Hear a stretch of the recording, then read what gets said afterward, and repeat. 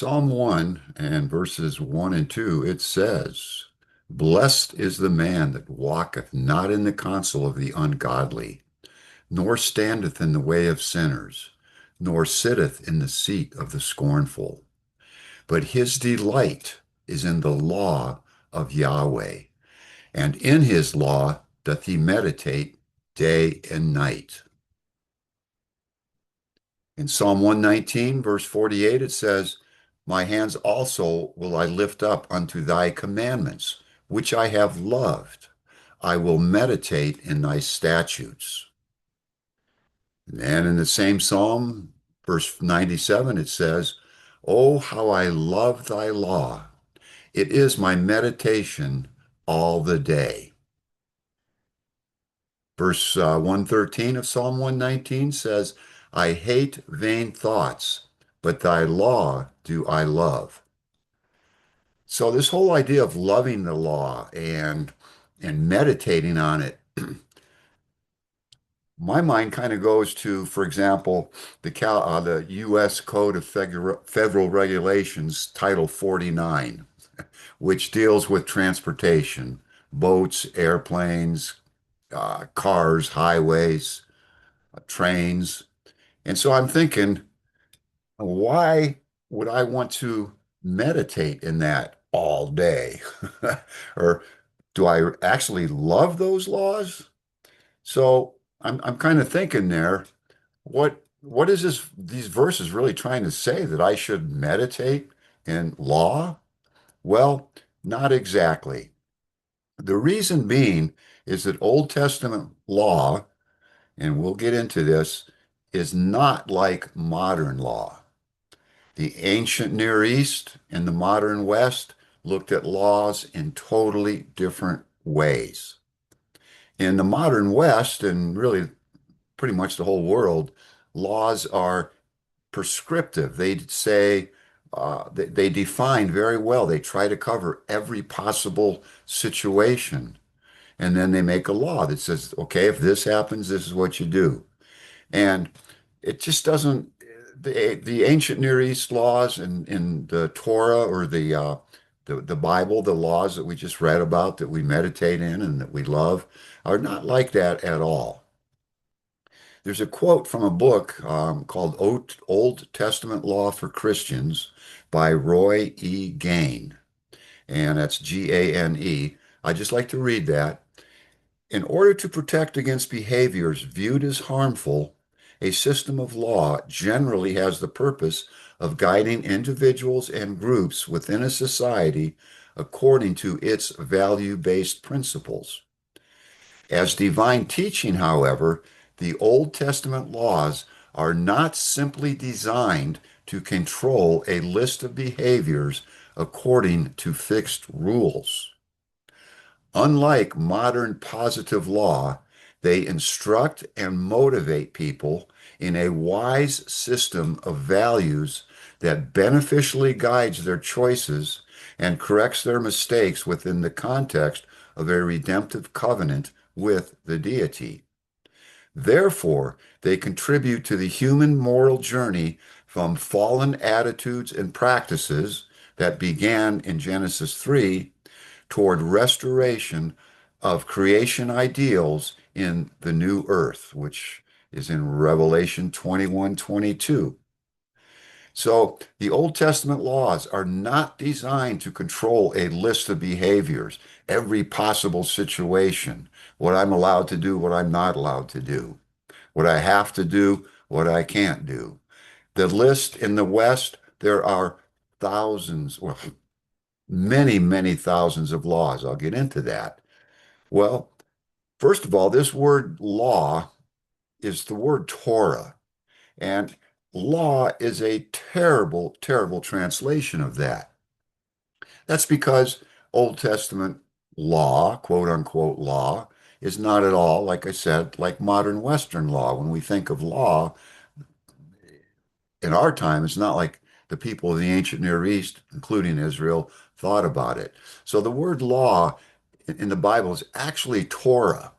And that word comes from the root of Yara, Yarah. This word means to flow as water, to reign, to point out, to teach. So the Torah, the law of the Old Testament, the one that we're supposed to love and meditate in, is all about flowing like water. We go the way God wants us to go, the way God intended it to be. It will enable life to flow like water, real smooth. Okay. It'll point out things. It points out when we're going according to God's will and when we're not going according to his will. It teaches. I think that is probably the essence of the word Torah in one word is to teach. It's not to control behavior. It's to teach. Specifically, it's to teach us how to walk in such a way that we're in alignment with God's will from the Garden of Eden, what he originally intended for Adam and Eve. Now, the number of laws in the ancient Near East, well, the Torah, for example, there are 613 laws. That's it, 613. The Hammurabi Code, which was the Babylonian Code, about 1750 BC, that had 282 laws. The Code of Ur-Nammu, which is Sumerian, about 2100 BC, it had 57 laws. And there's the Ebla, which is Assyrian code, about 2400 BC, that has 40 laws. Uh, the 12 tables of Roman law, which was 449 BC, had about 120 laws. A little earlier, I mentioned the Code of Federal Regulations. It's a U.S. code. And it's just part of the law collection, a fairly small part of the law collection that we have in the United States. In that Code of Federal Regulations, there are over 1 million regulations. 1 million compared to the Torah, which was 613, and that is like twice as big as the next law code of Hammurabi. So 613 codes in the Torah compared to just the Code of Federal Regulations at 1 million plus. California code, there's over 156,000 codes, laws in the California code alone, one state out of 50. And there are anywhere from 1,000 to 2,500 new codes added every year to that California code. Again, compare this to the Torah coming in with 613 laws. Clearly, there's a difference just based on the number of laws alone. The purpose of laws was to establish order, promote justice, resolve disputes, promote social welfare, reflect social values. And we looked at some of that stuff. But the question is, and the difference is between the ancient Near East, Israel, the Torah, and modern, is in the modern idea of law, we regulate every possible situation. Whatever could possibly arise, we make a code for it. And of course, new situations arrive all the time.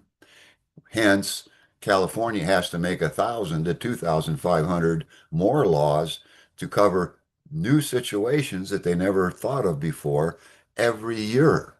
So that's the idea of modern Western law. It regulates every possible situation that could arise in society, in life. The ancient Near East laws, the 613 laws in the Torah, the Old Testament, they teach wisdom.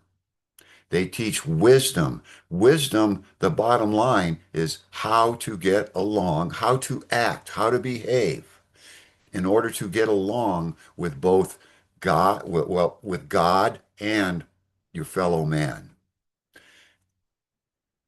The Torah is designed to teach us how to act the way God wanted us to act from the Garden of Eden. The crux of the mistake that Adam and Eve made was they wanted to go by their wisdom, their own wisdom.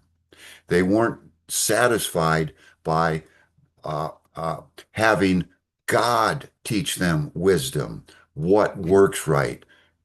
God created the universe, He created the land, so obviously He would be the best judge as to how to act in harmony with that to promote a more than abundant life. Adam and Eve came along, and Eve said, "Oh, that tree." When the serpent was trying to tempt her there, she said, "Oh, well, that looks like it's desirable to make one wise." Well, she thought, well, we could use our wisdom to determine how to live. Well, you know how that worked out. We're still feeling the consequences of that, and we will until Jesus comes back.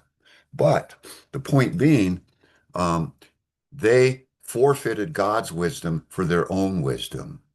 And then they were kicked out of the garden into a world of chaos. In the garden, everything was God provided for them. Everything was the way God meant it to be. Outside the garden, it wasn't quite that way. Remember, the they yielded thorns and thistles, and they had to work like really hard. They'd sweat in their face to till the ground, and then you never knew if the crops would come up at the end of the season. So that world, the world outside the Garden of Eden, was considerably different. So not only were they thrown into a world that was total chaos, but they didn't have the wisdom to judge how do I behave in this world in order to live a life that's best I can live. So that's why God gave the wisdom then, was to teach them, even though we're in a fallen world, this world is not what God intended. But even though we're here, Yahweh, God, gave us, gave Israel 613 laws, quote unquote laws. Remember, not like our laws, they teach wisdom.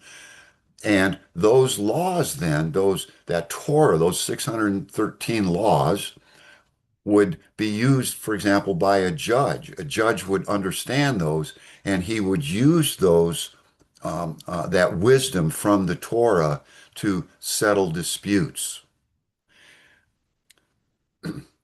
In the Let's take Solomon, for example. Solomon was a custody case. Two women came and said, "Hey, the baby is mine." Each of them claimed the baby. So here we have a custody case. Well, if it was in a modern courtroom, there would be rows and rows and rows of books that contained laws that pertained to custody. And the judge, the jury, the lawyers, they would all have to know those codes, and they would have to say, oh, this applies here and this applies there. And well, no, this doesn't apply. They'd have to go through all that logic and reasoning to come to a conclusion as to who gets the child. And how long do trials take sometimes? Months, many months, at least in the United States here. And it's very expensive, very time consuming, the way we operate with law. How did Solomon do it? I don't know, it might have taken 10, 15 minutes. Okay, cut the baby in half and give it to each one. All right. Give half to each one claiming it. And of course, the one who was not the mother said, okay, I don't care. The one that was the mother, she said, oh, no, no, no, don't do that. Don't kill my baby. Go ahead and give it to the other one. Just so the baby lives. Solomon used wisdom, and he gained that wisdom by a thorough understanding of the Torah. So the Torah is not meant to regulate every little detail of life. It's meant to be a source of wisdom that anyone familiar with the Torah can apply that wisdom to life's situations. We don't need to go every specific little thing that could possibly happen. We have a broader view when we use the Old Testament law. That's what Israel was supposed to do with it. So the Torah was given to correct the source of wisdom. Instead of Adam and Eve, man, they were going to be keeping God's wisdom. And that's how life would be lived in such a way that God meant for it to be lived in the very beginning of the Garden of Eden. Um, so if we look at this source of wisdom and keep it, there's a lot of things that can happen here. The result of keeping the law. In Joshua 1:8, it says, "This book of the law shall not depart out of thy mouth, because it's wisdom, but thou shalt meditate therein day and night, that thou, why? That thou mayest observe to do according to all that is written therein. For then, when you keep it, when you walk according to the wisdom that's contained in the Torah, the teachings, then thou shalt make thy way prosperous, and then thou shalt have good success." Well, that's pretty good. We want good success. We want to be prosperous. Then that was the purpose for the Torah, for Israel. In First Chronicles 12 and or I'm sorry, First Chronicles 22, verses 12 and 13, this is David speaking to Solomon.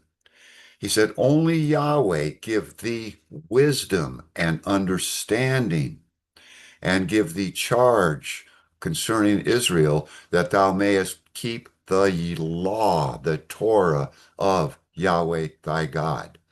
The Torah gives wisdom, it gives understanding, it gives him charge of how to lead Israel. Not meant to cover every possible situation, just an overall general wisdom. And Solomon could study that and get the principles and the ideas, and then he could make his judgments, like the judgment of the two women who claimed the baby. Used wisdom. Then shalt thou prosper, verse 13, if you keep the law, the Torah, the teachings of Yahweh thy God. Then shalt thou prosper. If thou takest heed to fulfill the statutes and judgments which Yahweh charged Moses with concerning Israel, be strong and of good courage, dread not, nor be dismayed. Well, he would be strong, good courage, dread. He would not fear. He would not be dismayed because he knew and he walked according to the Torah, the teachings. So what about today? That's Israel. Well, today, Romans 10:4, it says Christ is the end of the law for righteousness to everyone that believeth. Well, at first glance, and I used to think this for a long time, the law was no longer valid. It's ended. However, that is not at all what this verse is saying. Not even close. The word end is that word telos. It's the purpose. It's the reason behind. It's the final goal. So Christ was the final goal. He manifested what the law for righteousness should look like. Jesus manifested that law in the flesh. He lived like God intended life should be lived. Nobody else did that. Only Jesus Christ totally fulfilled that law, lived perfectly according to it. He was the end of the law. He was what law, the Torah, was meant to produce. He's the end of the law. Doesn't mean the law is not there anymore. It means Jesus manifested perfectly what life would be like had someone totally followed that Torah. Well, how did his life go? He rose from the dead. Now he's going to be leader of the whole world. Yeah, that's not too bad. So by following that Torah, that's what he obtained. And that's what God meant for the Torah to do. That was the end of it, the end purpose, the end goal.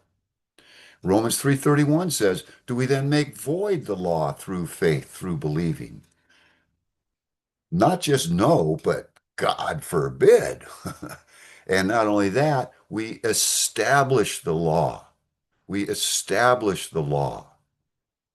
To be void means to make it entirely useless, to render it no good anymore, doesn't matter anymore.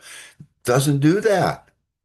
The New Testament, the church does not make void the law. The law is not gone. It's wisdom. It's wisdom from the very beginning, and it's going to be that same wisdom that we're still going to have when Jesus comes back. We establish the law. We make it stand. That's what we do. We don't void it. We prove it's worth how it's worthwhile, how it works to make life more than abundant. The Old Testament law slash wisdom, same thing, are still valid. And the bottom line is it teaches us how to represent God to the world. It says in Romans 13:10, love worketh no ill to his neighbor, therefore love is the fulfilling of the law. Love. If you love, love is not being selfish. Love is putting the other guy first. God so loved, he gave. It's giving. That's what love is. So if you're more concerned about the welfare of your neighbor than your own welfare, well, you're not going to work any ill to his neighbor, like this verse says. You will fulfill the law. You'll be like Jesus in that respect. Now, Jesus was that way every second of his life. We fade in and out. But when we operate that love, when we fulfill the wisdom that the Torah teaches, we are fulfilling the law. We're showing that law to the world. We're showing that wisdom, how that wisdom works, what it does for people. So, yeah, it's a good thing. Galatians 5:14, all the law, all of it, all those 613 commandments, statutes, they're all fulfilled in one word, even this, thou shalt love thy neighbor as thyself. So, as you read through the renewed mind in places like Ephesians and Romans, well, pretty much all the church epistles, look for the same things that are written in the Torah, the Old Testament, the things that Moses got. Does it not say in the in the new to the church, don't kill people? Does it say? Yeah, of course it does. It says don't lie. It says don't steal. It says don't covet. Pretty much everything that you can find in the old in the law of Moses on Sinai and what's in Deuteronomy before they entered the promised land, you can find that in the New Testament. Now, a lot of the law in the Old Testament covered sacrifice, how to sacrifice. Well, we can't keep that part of the law. It's not possible. Or is it? The main point of all that law concerning sacrifices and the old sacrifices, all that point was covered to the church when it says we present our bodies a living sacrifice, a living sacrifice. So we're still sacrificing to the Lord. It's just not bulls and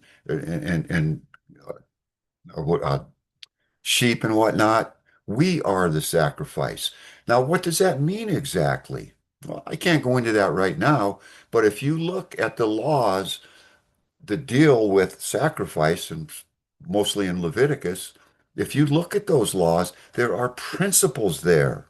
There are principles there, not the little details about, bringing it to the priest and and laying your hands on it and sprinkling the blood and all that. But there are principles there that do very much apply to us being living sacrifices.